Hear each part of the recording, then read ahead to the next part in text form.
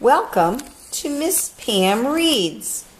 Today we are reading Stone Soup by Marcia Brown.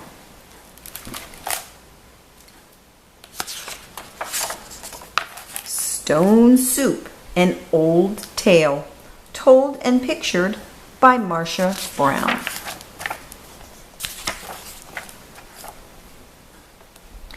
Three soldiers trudged down a road in a strange country. They were on their way home from the wars. Besides being tired, they were hungry. In fact, they had eaten nothing for 2 days.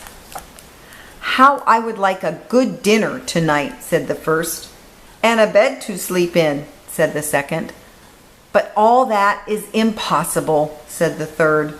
"We must march on." On they marched. Suddenly, ahead of them, they saw the lights of a village. "Maybe we'll find a bite to eat there," said the first. "And a loft to sleep in," said the second. "No harm in asking," said the third. Now the peasants of that place feared strangers. When they heard that 3 soldiers were coming down the road, they talked among themselves. "Here come 3 soldiers. Soldiers are always hungry, but we have little enough food for ourselves." And they hurried to hide their food. They pushed sacks of barley under the hay in the lofts.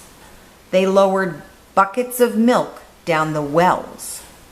They spread old quilts over the carrot bins. They hid their cabbages and potatoes under the beds. They hung their meat in the cellars. They hid all they had to eat. Then they waited. The soldiers stopped at the first house of Paul and Francois. "Good evening to you," they said.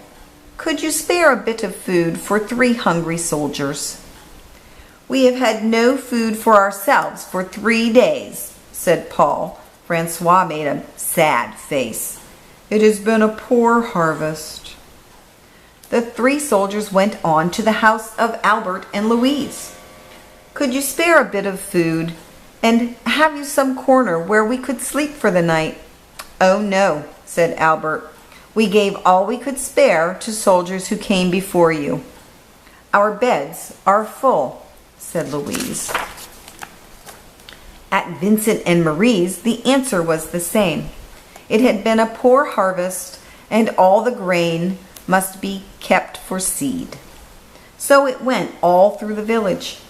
Not a peasant had any food to give away. They all had good reasons. One family had used the grain for feed.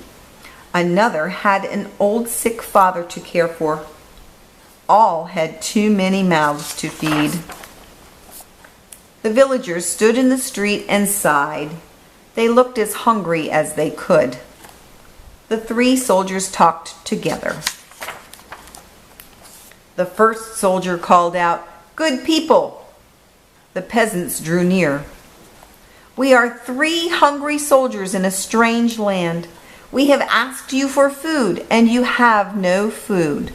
Well then, we'll have to make stone soup." The peasants stared.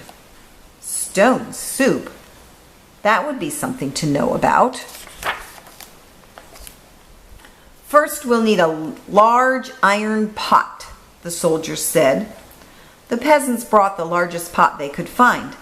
How else to cook enough? "That's none too large," said the soldiers, "but it will do. And now, water to fill it, and a fire to heat it." It took many buckets of water to fill the pot. A fire was built on the village square, and the pot was set to boil. And now, if you please, 3 round, smooth stones. Those were easy enough to find. The peasants' eyes grew round as they watched the soldiers drop the stones into the pot. Any soup needs salt and pepper, said the soldiers as they began to stir. Children ran to fetch salt and pepper. Stones like these generally make good soup, but oh, if there were carrots, it would be so much better. Why, I think I have a carrot or two, said Francois, and off she ran. She came back with her apron full of carrots from the bin beneath the red quilt. A good stone soup should have cabbage, said the soldiers as they sliced the carrots into the pot. But no use asking for what you don't have. I think I could find a cabbage somewhere, said Marie, and she hurried home. Back she came with 3 cabbages from the cupboard under the bed.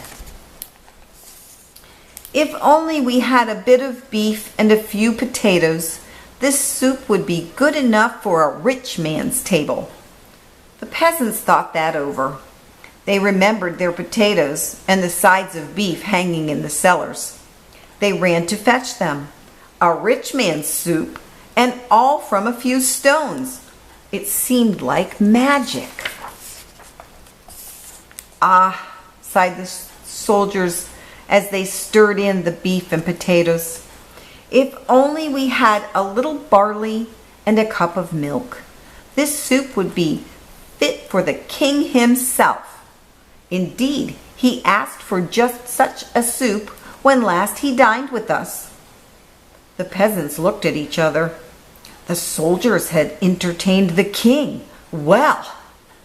But no use asking for what you don't have, the soldiers sighed. The peasants brought their barley from the lofts. They brought their milk from the wells. The soldiers stirred the barley and the milk into the steaming broth while the peasants stared. At last the soup was ready. All of you shall taste, said the soldiers, but first a table must be set.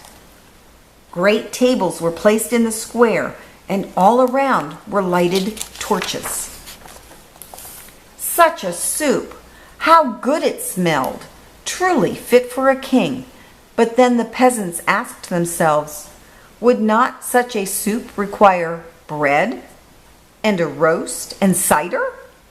Soon a banquet was spread and everyone sat down to eat. Never had there been such a feast.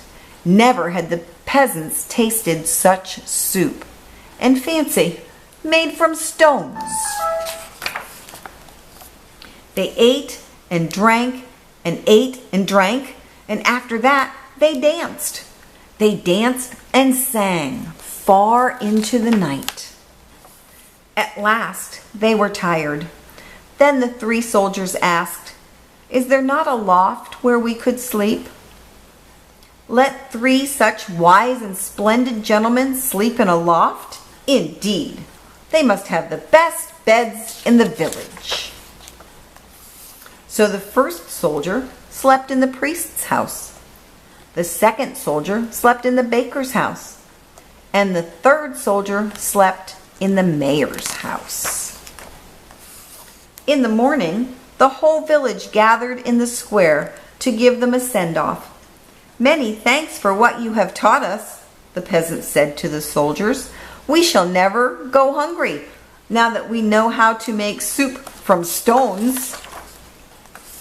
Oh, it's all in knowing how, said the soldiers, and off they went down the road. Such men don't grow on every bush. The end.